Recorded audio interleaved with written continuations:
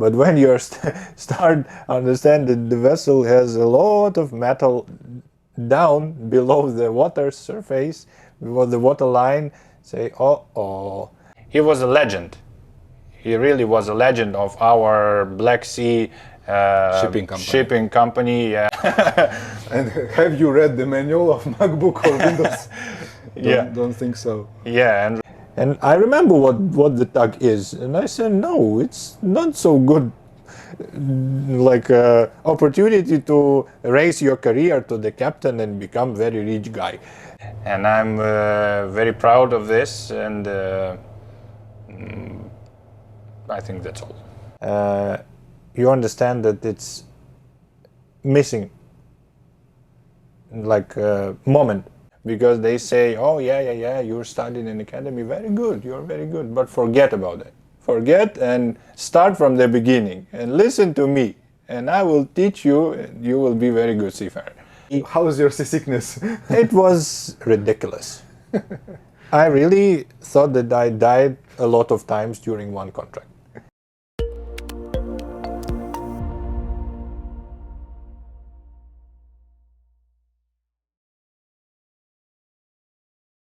Hi everyone, I'm Captain Yevgen and you are on Estumar channel, and today I have a guest, my friend Pavlo, and he is a chief officer and actually very creative person and also a DJ, Paulmate. Hi Pavlo. Hello Evgeny.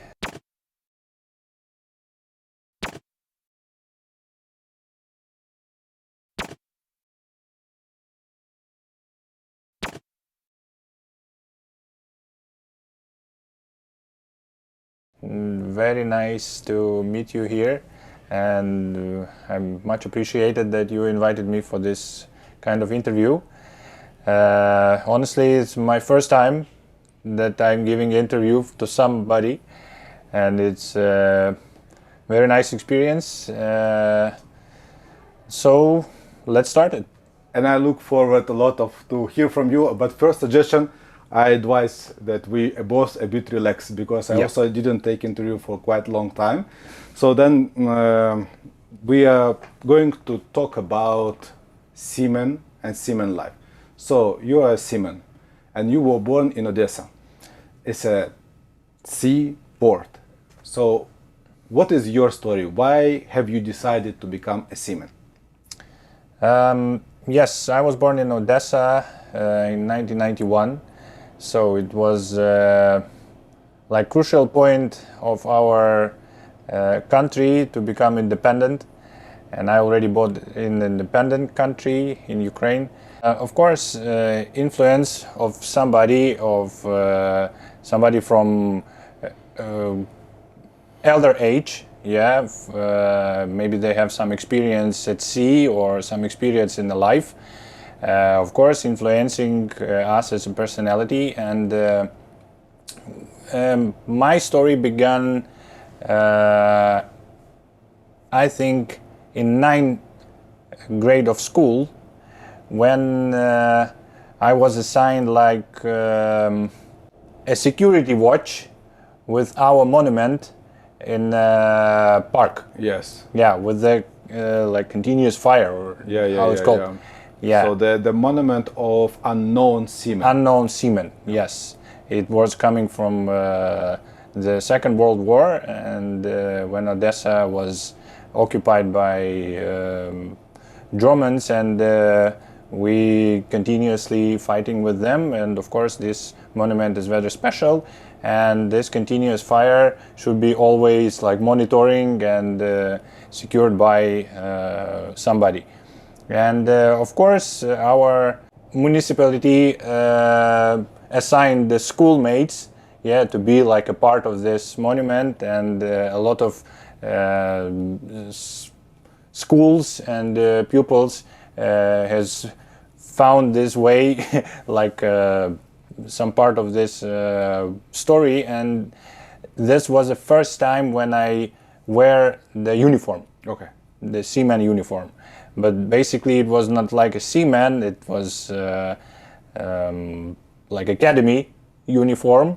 And in those time I thought maybe this is my choice. My father was a driver, he was not a seaman even. My grandfather was a seaman, my uncle is still a seaman, and they are both working underwater. Yeah, so in the engine room. Oh, okay. My grandfather... Below the surface. Water below surface, yeah. below the water surface, yes. And my grandfather was motorman, and my uncle still working as a chief engineer on big container vessels. And of course, from one side, it influenced me to become a seafarer as my relatives, and from other side, I was not sure that it's really 100% choice. But just to touch the calculation and observe what is going around me in those age, I decided to go to Marine Academy in Odessa. And I said, okay, let me talk to my grandfather, and I said, okay, Granny, and what kind of job is like motorman? He said, you need to stay in a very hot surface, yeah, in a very hot environment, and just to screw the nuts and bolts, and you will be fully in shit. And I say, maybe... Is there any other opportunity? Yeah, maybe I will choose another way. Is there any kind of job at sea on the vessel that is more clean, more likeful? He said, yeah, of course. It's like officers on the bridge, like a captain. And I say, okay, maybe I will choose this way. And finally, I studied on navigational faculty in Odessa Marine Academy. It was pretty nice. It was pretty nice time because it's different part of your life, totally different. What was your impression when you entered the academy? So a lot of young boys, also girls, wearing uniform, preparing themselves for baptizing. You have some kind of tradition of baptizing when you pass some kind of a bit more than months period of let's say preparation. So briefly, how was the first course of studying? First course of studying was difficult because after graduation of school, you cannot realize that nobody take care of you, really. So you are enjoying your life only by yourself. And of course, the professors, the high educational teachers and like seamen with a very high and big experience teaching you, and of course they are looking at you like a young boy without any understanding what you are doing and what is your next step. Of course, it's like a common procedure for first term to make everybody understand that this is not a school anymore. And I think the most impressive for me was like special subjects and lessons related with the navigation. Of course, the subjects were new, and it was very interesting experience when you're going together in a very big hall, with the 100 students in one place and only one person, one professor reading you the lecture and some new information. Of course, you are very carefully listening and making some notes to become a professional seafarer, maybe like this. But it was only rumors and only in your head, like maybe this will be useful in the future, but basically it's not. So we can consider that was kind of internal overthinking, overjudging, or put more, let's say, expectation from this than it was in reality. Yeah, that's true, because most of the information that you got in the academy, more than 50% is useless, when you're getting at sea on the real vessel, and when you're joining the team, and very old crew members or very old seamen start teaching you totally different knowledge, because they say, oh yeah, you're studying in academy, very good, you're very good, but forget about it. Forget and start from the beginning and listen to me, and I will teach you, and you will be very good seafarer. But as far as I remember, you have your achievement in sport. How the sport is important in your life? Yeah, I touched the sport from the very, very beginning when I was a small kid. My father said to me that you need to be a very strong guy. Yeah, and he put me in the karate section. Okay. Yeah, I think all the pupils in those age, that was very common that time. Yes, everybody was joining these courses and this like starting and growing process. And of course, it was not like to be a very strong warrior. I think it's related to discipline. Yeah. From the very beginning. And after this, I was playing football and sometimes basketball, like in school time. And my soul was like to be closer to the water. Okay.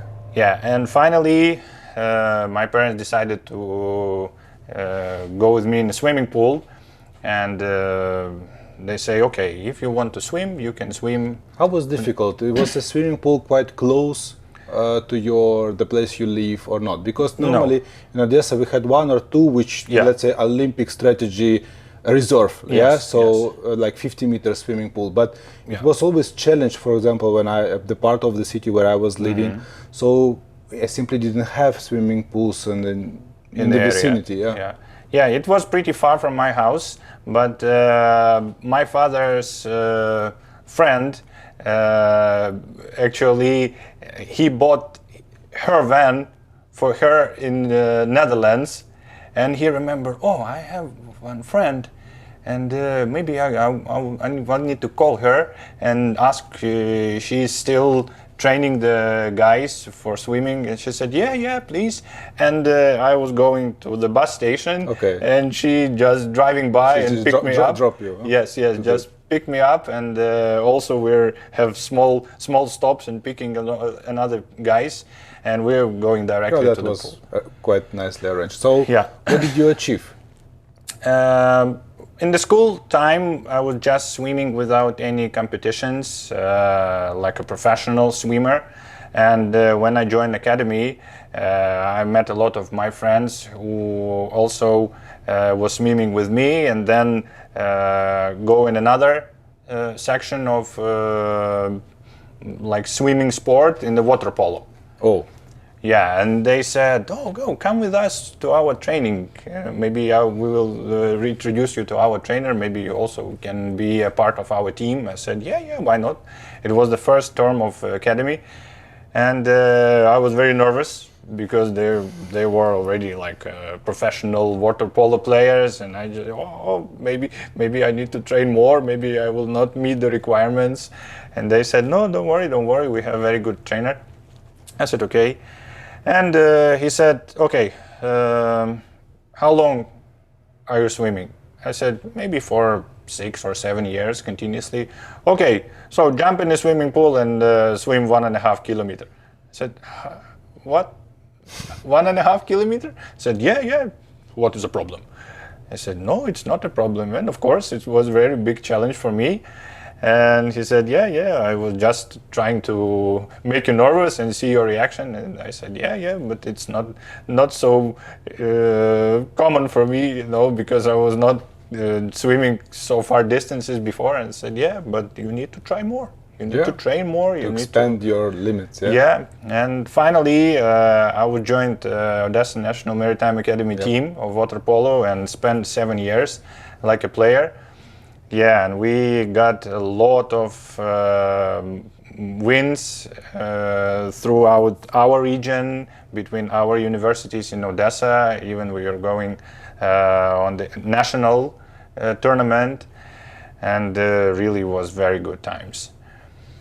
And I think the sport really motivate you to go further and make more achievements in your life, not only in studying process or some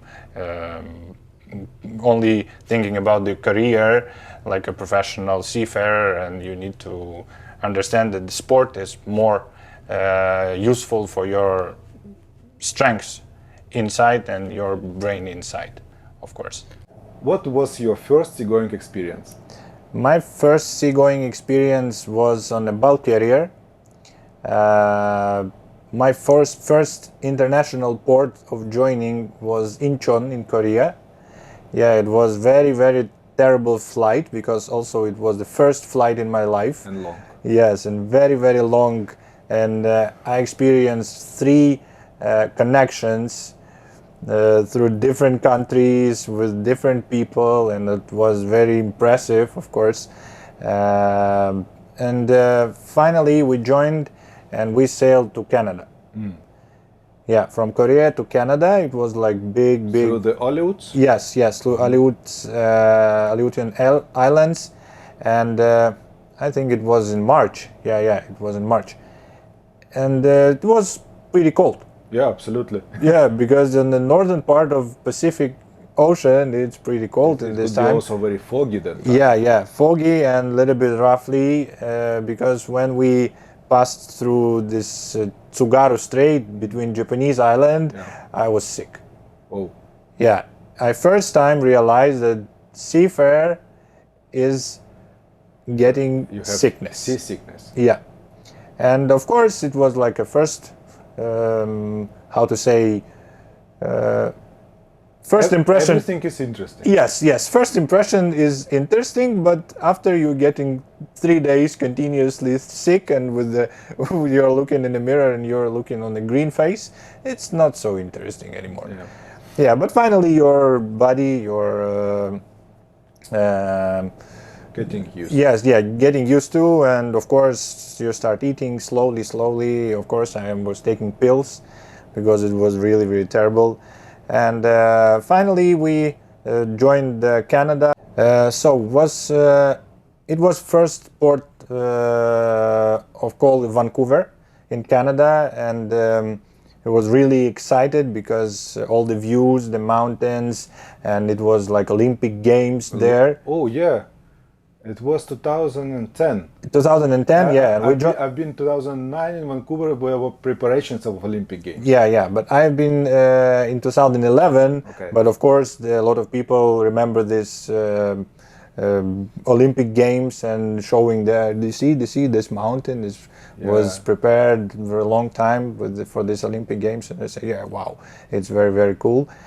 And the voyage was not so special for me, because we had only 3 ports, as I remember, during 4 months. First port after Canada, we sailed to India with the yellow piece, as I remember. Yeah, and I was asking to captain, so what is the problem with the yellow piece in India? Why we are delivering from very long distance from Canada to India this yellow piece? And he answered me that time that look, it's only business. It's not related with some starving of the people that they need this yellow piece. It's only the business. And I realized at that time that this kind of profession, we are navigators, we are like drivers. So we basically don't care what kind of cargo we are transporting. We are not involved in reasons of the process. Yes, so we just following the instructions of top management, and of course they are dealing with the contractors. And that time I said, wow, so we can transport anything basically. through the sea, through the very long distances, through the oceans, through In the big seas. quantity. Yes, in the very, very huge quantities. And in those time, I was a cadet, and captain was pretty strict, but pretty nice guy, very experienced in this bulk carrier proficiency, and he said from the very beginning, okay, so you want to be a third officer? I said yes. In this time, this is your first contract, I will divide your working day 50-50. 50% of your time you will be staying with the third officer on the bridge, and second part you will stay with the bosun on the deck. And of course it was very cool for me because I got the experience from both sides. Not only like staying and looking in the window and drinking coffee as per many people understanding what we are doing on the bridge, but of course need to make physical work also. What else you can remember from the years of studying? Oh, during my studying in academy, I had very interesting journeys with my beautiful van. I had like. So you have a van, like a small bus. Yes, the small bus of the black color. It was like a gangster style. What year of the bus was? 2002. It was Mercedes Vito, and I had a lot of stories regarding this van because during academy days we had a lot of guys without the car, and everybody trying to occupy me by like a taxi bus or something like that.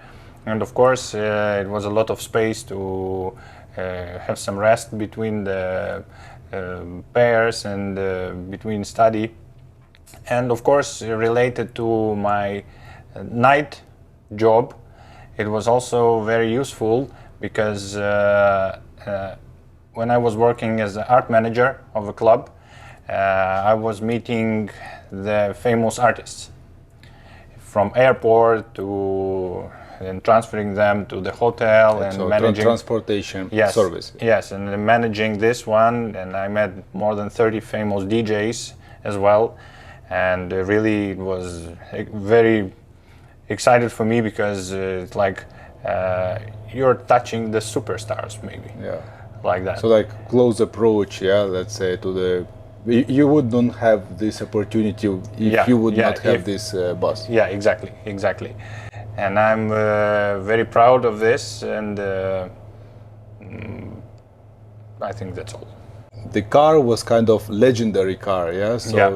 you have that many things, but okay, for example, you met somebody, yeah, and you have, let's say, 3-4 hours, and then need to go for education. So I believe there is also kind of your educational process was carried on also in this car. Yeah. I'm preparing my diploma, even, because I have small table there, and it was fully quiet inside, so you no need to even go for a library, for example, because in library a lot of students also preparing for the courses, for the diploma, and of course I'm trying to get myself in my space, in my environment, and of course I was sleeping between the studying. Some kind of mobile island of independence, of your, let's say, youth. It's nice. Last voyage in this contract was from Australia to Vietnam, and I successfully disembarked from the first voyage and successfully got back at home, and I was very lucky to spend 2 weeks of summer in Odessa. It was very cool. Earning money, some money in the pocket, Yes, and of course, after the first voyage, this small vacation, and again, studying process began, and it was... Okay, what about the, let's say, another part of you? creativity, and when the music came to your life, and when the Paulmate was born? The music following me from a young age, and of course it was very difficult to combine the studying process and like art process and developing myself as a DJ, as an artist, and in the same time developing myself as a seafarer, because when I came from the first voyage, my friend from academy came to me and say, okay, I'm opening the nightclub, I need your assistance. I said, okay, which kind of assistance you need from me? I need the physical assistance. I said, okay, I can do myself, and I work in coverall from the first voyage. Correct. Yeah, because it was very, very dirty. It's yours. Yes, it's mine. And I first time combined together these two ways, let this totally separate. How the seaman life supporting your creativity. Yes, my creativity. And of course, everybody understands that we are seafarers, so we can make a lot of job with the different styles. Multi-purpose. Yeah, multi-purpose, correct. And of course, it was very, very hard job to build a club. Very. And of course, we spend a lot of nights there, because during the daytime you're studying at academy, and it's like a different part of you, and you need to transfer your mind and understand what you are doing and for what you are doing this kind of job. And of course, I started developing myself in this club, and after growing up in this DJing, my friend also supporting me and teaching me how to make this DJing and mixing the tracks. And I became the resident of this club. And of course, it was a very, very nice time that you are developing yourself in the place that you built by your own hands. And it's like your child, yeah, and you're trying to grow this child and put him in the right way. And of course, in the same time, you're developing yourself.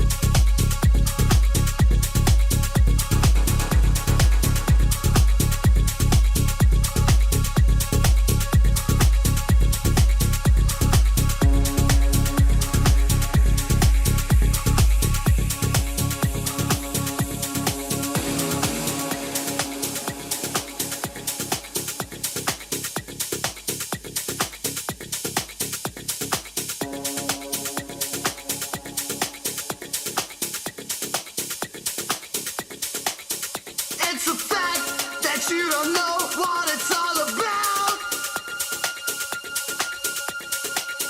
Just press play and you will see people freaking out. Pull the trigger for us to set a fire. Arrest all the dealers, but we will get even higher. You can break through our doors, but you won't break our hearts. How to say? We will It's my parallel way.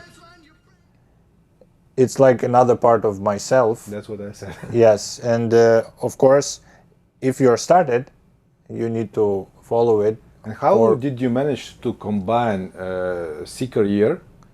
What I want to ask now about first voyage as a navigator in officer position. Yeah, so you still, let's say, what I can see, you already developing yourself as a DJ Yeah, successfully, and then actually the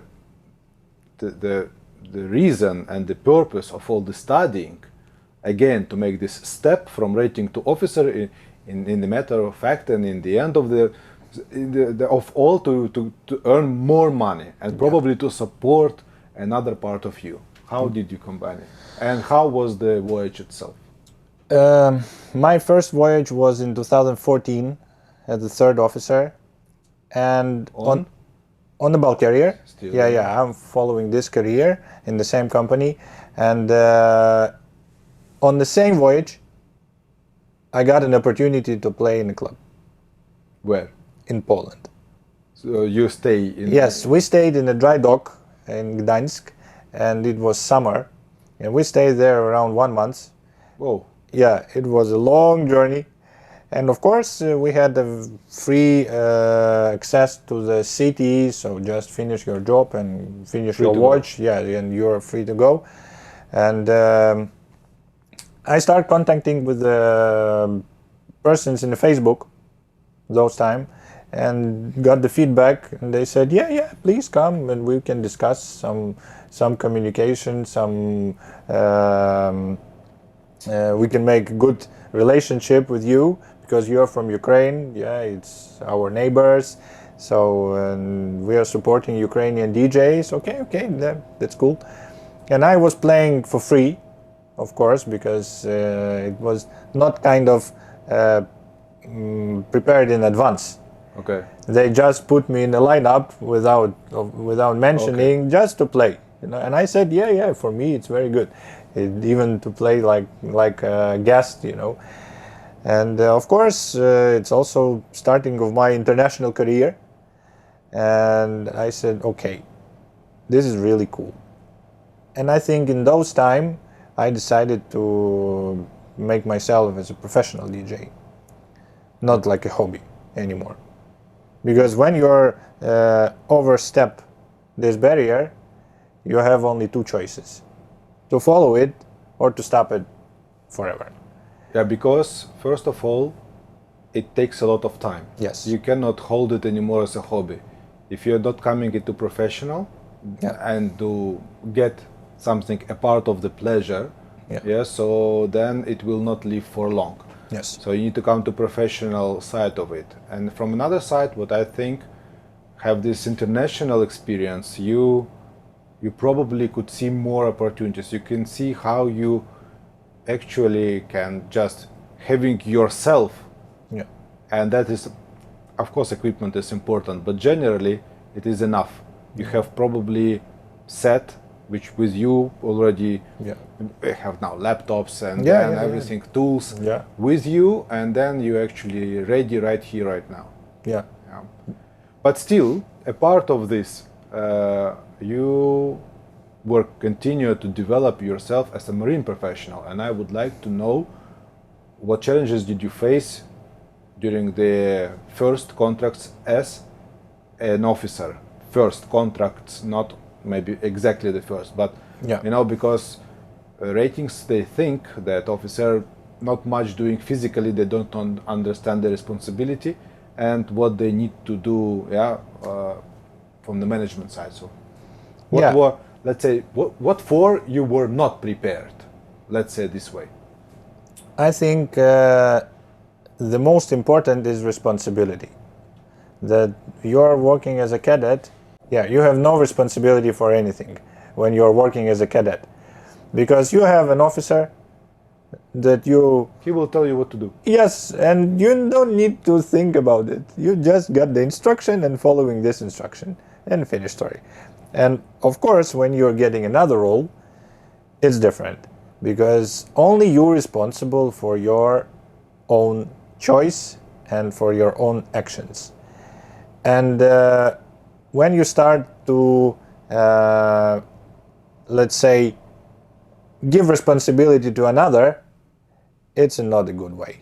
And of course, it will stop your developing in the seaman's career as an officer, as a professional, because all the actions can impact the future of yourself, future of your colleagues on board, and can make a big trouble for everybody. So first of all, you need to plan something and Yes. then give proper instructions to follow. Yes, yes, that's correct. And for me, the biggest challenge in the first voyage was dry dock. Really, when you see the vessel only above the sea, it's okay. But when you start understand that the vessel has a lot of metal down below the water surface, below the water line, say, oh, it's too much job here. How big this bulker was? It was not so big, more than 110 meters or something like that.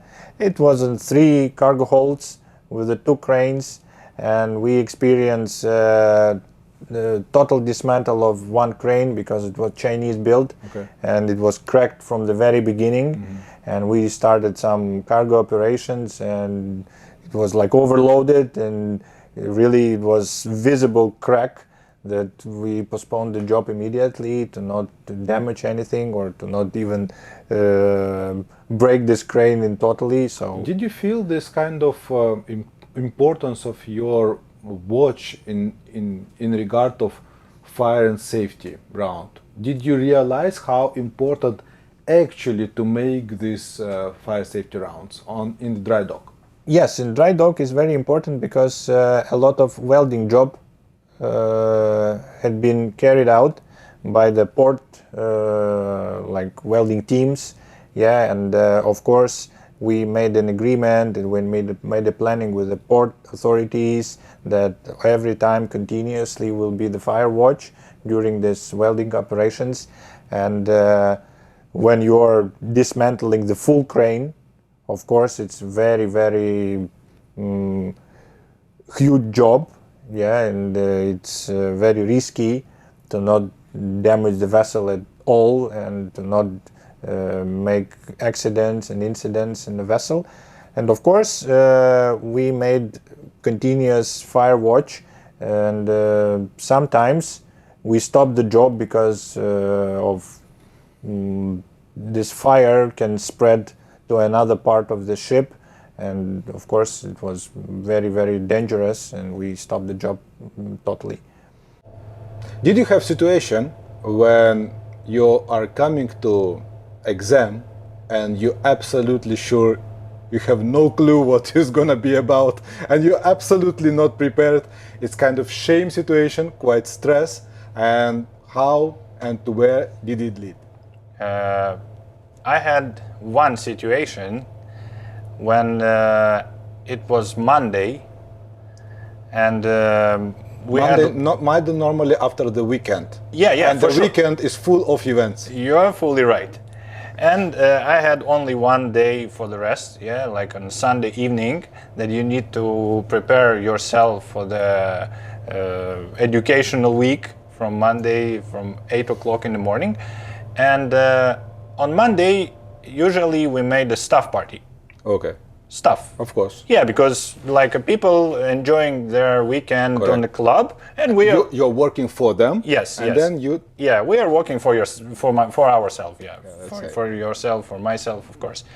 And normally it was not like mandatory party, but of course you want to make relax, to speak with your colleagues. Yeah, and to play the music you are like, not the music that you need to play like this. And on Tuesday I had an exam. What subject? Yeah, I don't really remember, but I remember it very clear that I came there maybe after 2 hours of sleeping, and I don't have any idea how to respond on the questions.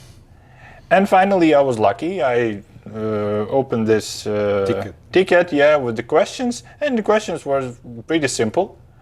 And of course, the teacher recognized that I was not sleeping for a long night, and she just asked me, "Okay, let's start. How was the night?"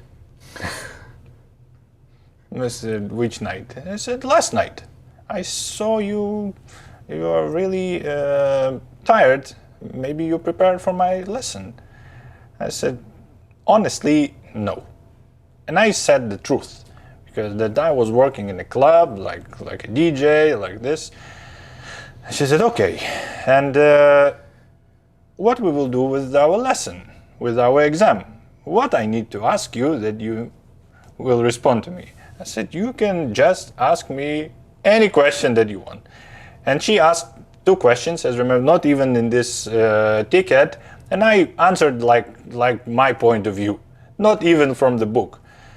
And she said, "Yeah, I see you're a very talented person, and I give you a highest score, because it's very first time for me that the guy coming from the nightclub in this manner and answering to my questions."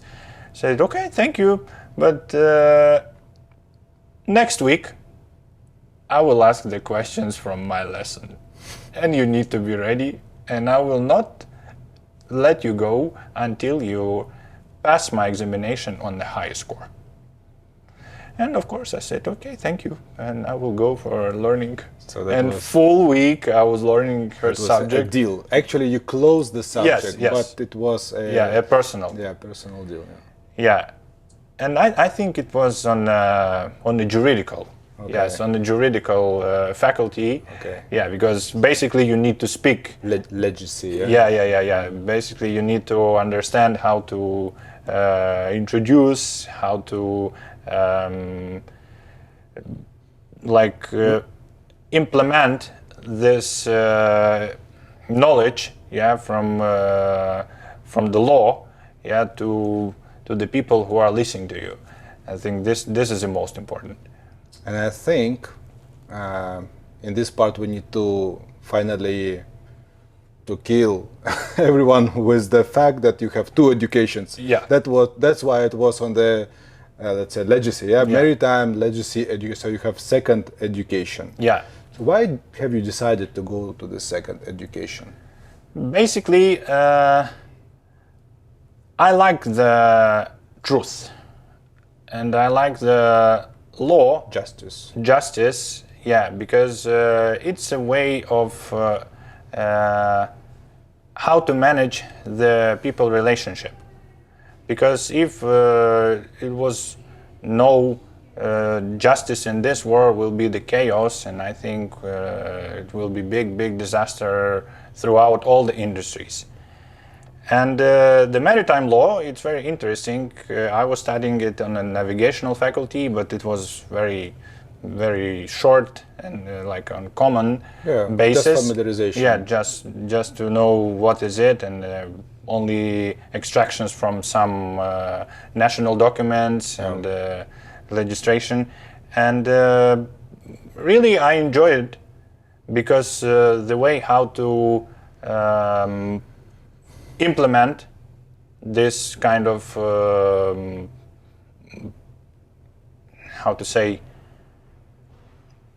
the way of implementation of these documents, and the way how you are using it in your industry, and if you really understand what kind of power you have and what kind of situation you can resolve with this knowledge, it's very useful in the maritime, like even navigation or maritime industry at all.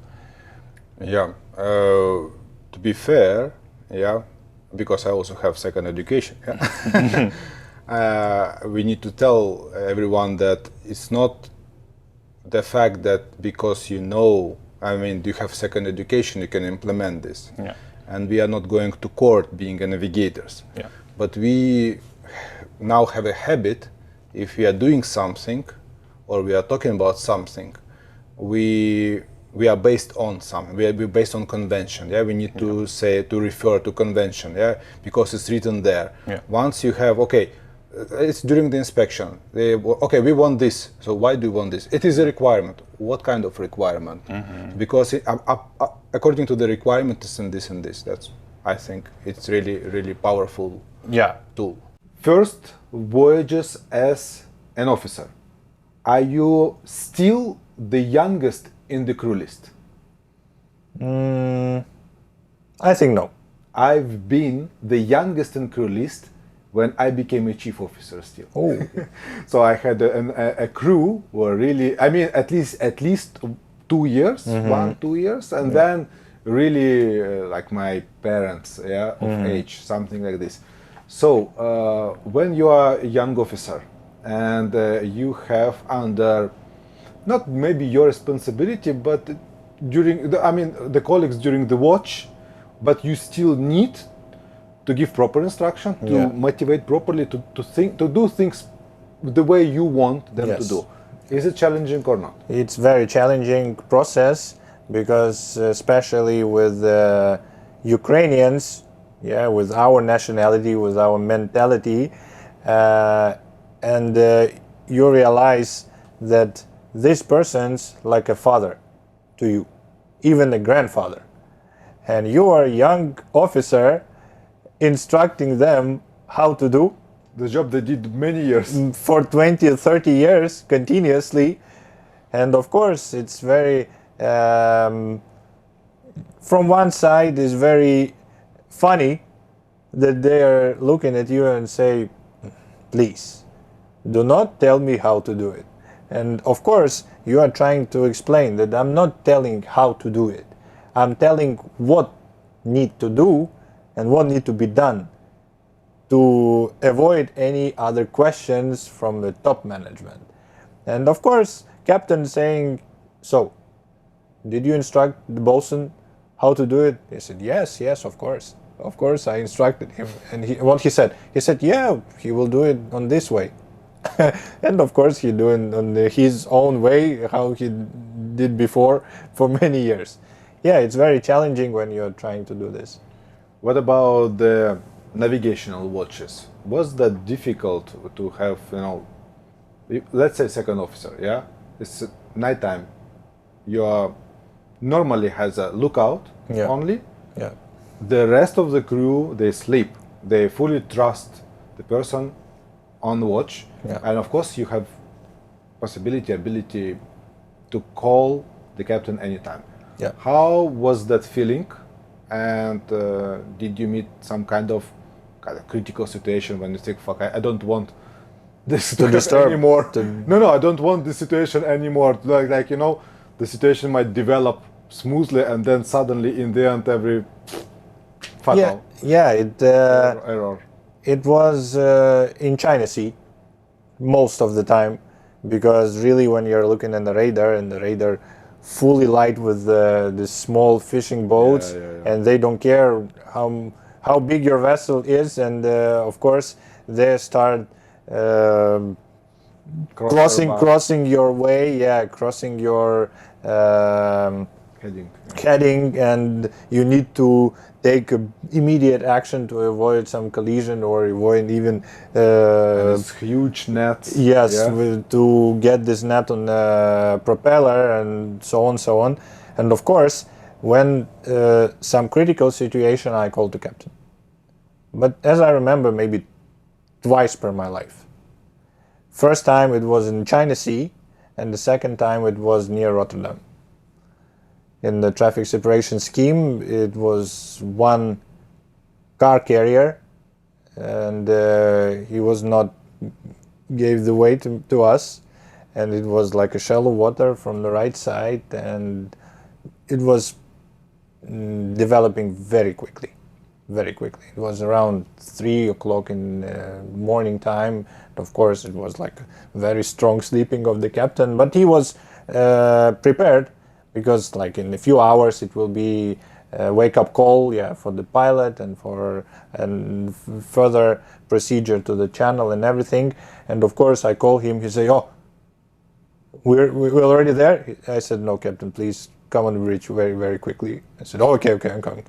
And on that time, I realized how experienced this captain was, and he'd take immediate action, and we avoided any emergency situation at that time. So what was the action? What was the situation? He just... Who was on which side, let's say? So we're monitoring him with the continuous speed, and we was also continuously going ahead. So pass clear ahead of him. Pass clear ahead of him with the CPA more than 1 mile. And without any calling by VHF, without any agreements, we're passing clearly without any problem. And suddenly, when we were passing this shallow waters, and it was a buoy nearby from the right side, and this car carrier started increasing the speed, and the CPA was totally zero, and they start calling us by VHF and asking, where are you going? What is your intention? What is your intention? Now CPA is zero. Yeah. So we were going from the very beginning, and you're crossing our heading.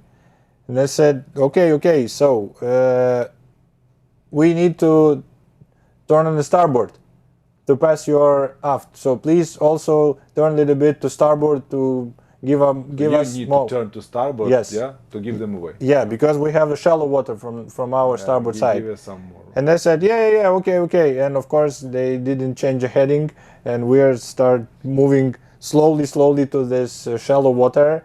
And So then you call the captain, and yes, he already of course. took over, yeah? Yeah, and on this time, when I realized when this car carrier started increasing the speed and the CPA was slowly becoming to zero, I called the captain immediately, and it was like emergency situation for me.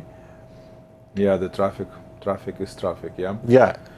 Okay, about the, what I would like to ask. This is, let's say, 2010 plus, yeah?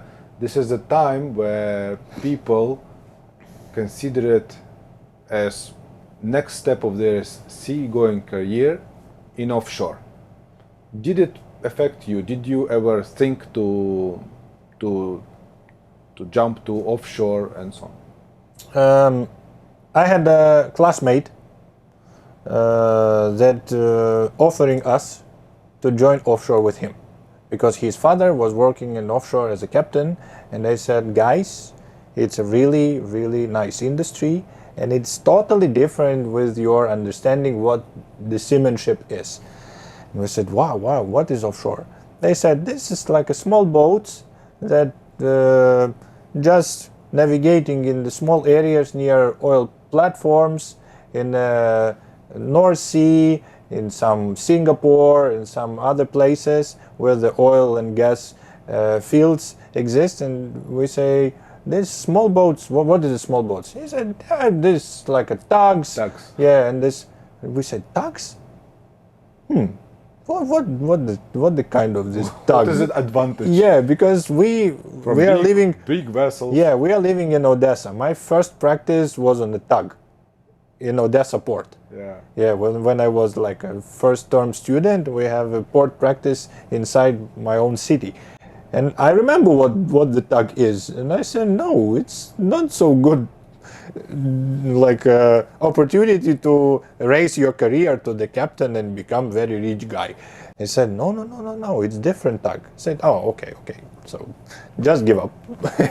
don't tell us this kind of magic stories, And after we realized that offshore personnel, especially like captain and chief officer and even second officer, raising twice more than in a merchant fleet, say, how to get in offshore? How to get in this offshore industry and become a very professional tug navigator? And I had no opportunity in those time, but finally in 2017 I realized that I'm tired for the long contracts on the bulk carriers. Really tired. because in 7 months continuously and very short period of vacation for the 3-4 months maximum, you need to go back. And for my personality, and especially with my another me, let's just say like this, to develop in DJ career like artist, it's really impossible, because when you are staying for a long time at sea and when you are missing this relationship with a lot of people in the industry, they're forgetting you. Yeah, they're forgetting you, and they really don't care what you are trying to reach when you're very, very far. Yeah, it's different world. They Yeah. they simply don't understand. At the time, they feel different way, because I met so many times the situation when you're calling your friends to say, okay, I'm going at sea. They say, oh, okay. Then you made full contract. Let's say 4 months. They say, okay, I came back. We need to meet. Whoa, you just left. Yeah. Yeah. I say, okay, we will meet for sure, nearest future. Yeah. Then you in 3 months you say, okay, I go back at sea. But we didn't meet because you just came. No. So they feel the life absolutely different. And then when you are out of all this, I don't know how to say, all activities what are going on, you are out of it. Then you cannot back on the stage where they already developed further. Yes, you are true. And the biggest disappointment of the seaman's life was the spending of time. And of course you are earning money. Of course you are developing yourself as a professional navigator, and you are trying to reach the highest level to become a captain. And finally, when you are coming back home and when you are trying to develop yourself as an artist, you understand that it's missing like a moment. Moment already passed. Gone. Yes. So you will not came back to this place because it's already gone, and nobody can make again the same moment. Of course, parties is going on every weekend, but this moment especially, you already missed. Lost. Yeah. And that's why I decided to try myself in offshore, because the biggest advantage for me in offshore, it's not even money that I can earn at the period of contract, like 1 month on 2 months basis on off. Where did you work in offshore? In North Sea. In North Sea, in a Dutch company, we are supporting the fields, and basically on the cross between areas in German sector, Norwegian sector, and Dutch sector, almost in the middle, like, of North Sea. And is it worth it to go to offshore and you know this is not a DP vessel? Shall somebody start the career from non-DP vessel and then to think to go to DP vessel? And is it necessary to go to DP vessel, dynamic positioning vessel, or not? I started on a non-DP vessel, and of course it's a new experience for you anyway. It's 3 or 4 times smaller vessel than you has been for a couple of years, and of course you don't need to transfer cargo from port to port anymore? Yes, it's totally different operations, totally different mind and understanding what you are doing, and the workload is different. Yeah, for sure, and especially in the North Sea, it's very challenging because rough sea. How is your seasickness? It was ridiculous. I really thought that I died a lot of times during one contract. It was unbelievable. But finally your body get used to, and you're still alive and still going. It's like magic in your body that, of course, it's very hard to get used to, but finally you get used to. And regarding DP vessel, of course, I started to develop myself in this industry, and I understand that, okay, when you're working on a non-DP vessel, your salary is very low. And when you're working on DP vessel, the salary is higher.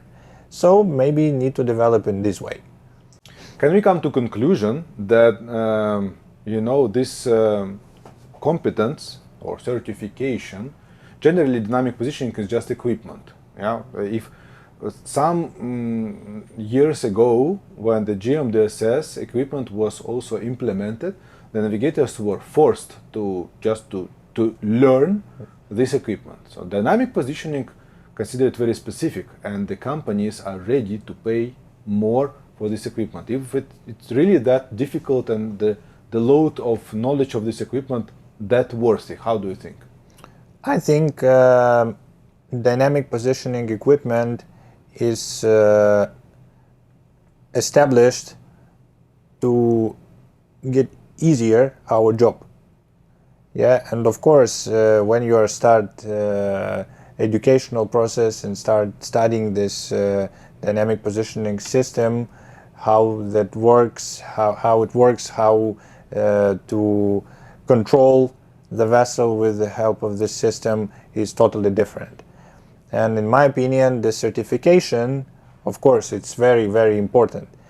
But as per my experience, I passed the basic course of dynamic positioning and still not applied this kind of experience in practice, unfortunately. I tried to get on the DP vessel and still have no experience in this type of operations. Coming back to the position when we are young officers, yeah, they want people with the experience, but where to take experience if you don't take people without experience? Yes, this paradox. I calling this like seaman paradox. When you're going to the crewing office asking, please take me to your good company, and they said, do you have experience on this type of ship? They said, I came to gain experience. Yeah, yes, and I want to work on this type of vessel, and please see all my documents. I have all in hands, and it's like very, very fresh. My knowledge. Yes, and very fresh, and I'm very experienced guy, but not in this type of ship. And they said, sorry, you're not the good candidate for this type of ship. And it's very, very disappointing, yeah, as in general, like our professions, because a lot of people, a lot of seamen facing these problems and start thinking, so, okay, if I cannot go on this type of ship, so I will not go anywhere or anymore at sea, and I will try myself some another profession, or will stay at home, or will stay on the like shore job on the shore side, trying to get myself in another way of development. Okay, then now you are working as a marine manager in offshore industry. Actually, under your control, DP vessels included as well. And I believe this is I would not say this is absolutely like, turning point of the seagoing career or career of seafarer. I don't say that. I see it in a logical development of the career, and having already several months in this position, how do you feel? What did you expect? What are your prospects for the future? Are you going to continue to develop your onshore seafarer career, or you still planning to come back and to continue your career as a captain? Honestly, it was my dream to stay ashore and trying to develop myself as another person who are very, very far from the sea. This period already passed for me. And I realized that shoreside job is more interesting, more safely, because as we said before, I had the seasickness, and especially in the North Sea, it's very bad for your health anyway. Even if you are taking pills, even if you are a very strong person, it's very bad for your body. Like self-punishment of body. Yes, and mentally it's very, very bad for your personality, because you're focusing on this point, how to survive in these conditions, in this environment. And here, when you're very far from the sea and you're not facing this kind of crisis, it's easier and you can focus on another way. And facing another challenges in this kind of job, it's also very interesting and very how to say, it's influencing you to challenge more. Inspiring you, yes. And of course, when you're on the one ship and you're controlling this one ship, everything going okay. Now you understand how easy it is. Yes, now I understand and realize how easy it was before. Just to manage one vessel. Only one vessel. And when you're managing more than 20 vessels in the same time, and hopefully you are praying every day that nothing happened in 5 minutes and nobody call you and say, oh, Houston, we have a problem. we have a very serious problem. Please advise what to do next.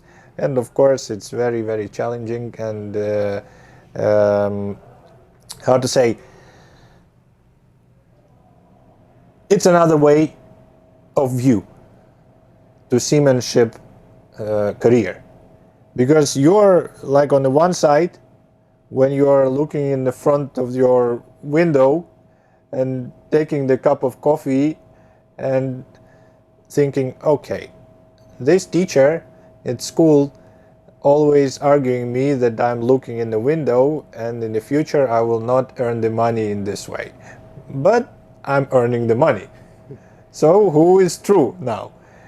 And now when I'm like sitting in the office and managing the vessels only in virtual manner, yeah, and of course you not even seen this vessel in reality, and you are trying to support them with some advices, with some correct instructions to not make any accidents or incident at sea.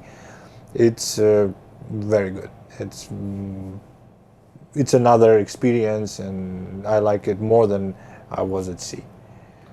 Do you remember a person on the vessel who inspired you as a professional?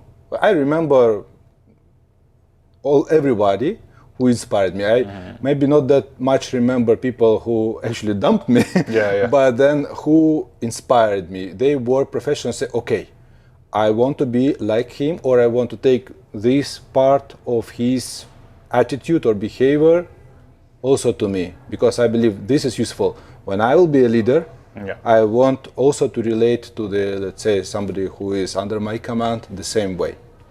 Yes, it was my captain of the third or fourth voyage, as I'm not mistaken. He was a very old guy. How much? 70 years. Whoa! Yes, he was a legend. He really was a legend of our Black Sea shipping company. Yeah, like it was national before. And this person so much inspired me, and so much how to say, impressed me of his type of life, of his way of life. First of all, he said, how many years you are learning English? I said, from the very beginning, from like first first class. It's around from 6 years old. He said, okay, from today we will speak only in English language. But everybody on board was Ukrainians. Yeah. And I said, okay, it's not a problem for me. So we started, and he said on the second day, he said, okay, you're passed. I said, passed what? He said, you are passed the examination. I said, okay, thank you. So it's a big pleasure for me to hear the words from captain. I said, yeah. Like it's a normal practice to understand how you will communicate on the radio or some other means. I said, yeah, thank you. And when I heard from him communication with Las Palmas Port Control on Spanish, Wow. without any problem and with the Spanish accent. And I would say, oh, what the kind of this guy? He said, yeah, I was learning Spanish sometime. I'm reading books in French. I'm studying German now. And he's 70 years old. So he knows at least 5 languages and studying more and more in his age. And with the computer, he was absolutely brilliant. Really, I was shocked, really, because normally you don't expect. Yes, normally. And we need to also come back to these years back when the people, they were grown up, they didn't pay attention much, and usually they involve somebody like younger age like you and me then to do this.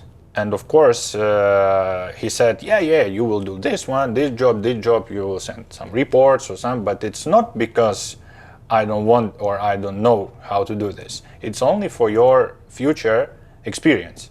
I said, yeah, thank you, Captain. It was very, very big pleasure for me. And really, this person was like a god of seamanship for me, really. He's a really legend for me, like an... I believe for everyone. Yes, yeah. And then you feel the respect of, nobody say this, but everybody respect him so much and trust him so much that without any clue or doubt, if he would say we need to do this way, even if you don't understand why we're doing this way, you would do. Yes, without any questions. This is a pure leadership. Yeah. And another captain I want to mention, he was pretty younger than previous captain. He was very sport guy. He was training all the time. He arranged the gym on the vessel by self, so with some drawings even, so to make it proper way and to make it safe for sure. And he basically gave me the knowledge of how to use the MacBook. Yeah, the MacBook, so the Apple. And I say, okay, and how you learn this? Because you start teaching me, and how you learn this? He said, just to read the manual. Really? He said, yeah, it's like very easy. Yeah, the operational system is totally different of Windows system, but he said, yeah, I just read one time this manual, official manual of Apple, and said, okay, it's a little bit difficult to understand how to program or make creation of some new applications on this. I said, okay, it's not for me, thanks. And have you read the manual of MacBook or Windows? Don't think so. Yeah, and really I was also excited regarding his way of knowledge, his way of studying. He said, yeah, it's very useful that you are trying to understand how the process is, and it will be helpful in the future in your common job, even like you're not using in your professional skills, like that. Very good. As a tradition, normally I ask of experienced seafarers, what would they advise, 3 things they would advise to younger generation of seafarers, or the people might watch this video and they are on about decision if they go to this, let's say, career or this profession or not. So having your knowledge now, 3 things you would advise to develop already for the persons which are studying now on the first, let's say, years of education to become a seafarer. So what would you advise them? The first advice, it's a language. English language is like international maritime language, and of course it's a way of communication between the people on board, between people ashore, and even when you're going to the city to understand where you're going and how to come back to the sea. And development of your English skills, it's also very important on different steps of your career. When you're working like a seaman, ratings, on the level of language maybe maybe more simple, just to communicate and speak to each other. When you're growing up yourself as an officer, you need to know how to give instruction properly, how to read instructions in sometimes motivate people. Yes, guidelines, and sometimes motivate. And of course, when you're getting the highest level, it's a management level, you need to guide everybody how to do it properly. Yeah, agree. And second one? Second one, I think it's creativity. Because the common problem of seafarers, especially when you're a long time staying on the board, people start degrading, unfortunately. They concentrated only on their own profession sometimes. Yes. You know? They might read Solas, Marples, know everything by paragraphs. Yeah. But in the matter of fact, they really in the frame. They're not going beyond their own profession. Yeah. And I met a lot of people that trying to develop themselves in a very different way. And from my side, like an artist, like a DJ, I was shy, honestly. And I was not trying to express myself to my colleagues on board that I'm a DJ, look at me, that I'm a superstar. Really not. Because it's like a... like another view in the it's another view of your colleagues in your side. When everybody understands that you are an officer, everybody looks at you like an officer. And once you tell them that you are the DJ, it's totally different behavior. Totally. And of course, sometimes it's good. In a positive way? Yes, sometimes, mostly in a positive way. Because everybody try to understand how is it going, what is the process, how you get to this kind of profession, or how to develop yourself in this profession. It's please also, teach me, please. To me, it's erasing the borders between people. Yeah. Because they try to find something common. It's communication. When I say everybody, the most important thing on the vessel is communication. We cannot do everything by our own. We depend on each other. Like these stories and other part of us, they assist and try and open other opportunities to show ourselves. Yeah, that's true. And of course, the most important is common interest. Because when you find the common interest between each other, the people start communicating more. And of course, if this is the music, it's covering yourself like an environment between each other, and you can share this experience and share your taste, musical taste, and when somebody get your taste, I like it also. And of course, it's making closer to each other. And the third advice is to be happy.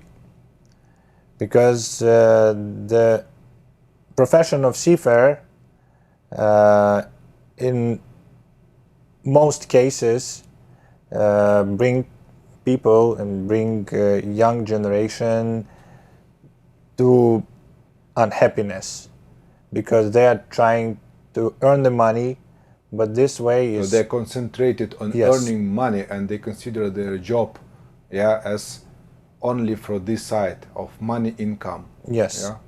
And of course, they are trying to do their best to earn more money in a very short period, to develop themselves, to get a high position. And of course, it's not so easy, as we know. And of course, people should feel from inside that they are going in the right way. From my side, I'm feeling happy right now. And honestly, On what you achieved. yes, yes. And I cannot tell that I was unhappy in the past when I was a seafarer. And of course, it was very hard job. Of course, it was hard, challenging. It was achievement of very hard goals. But on opposite side, I made like a balance with my another profession. And when people ask me how you can work so hard continuously at sea and at home, I said, I'm not working at home.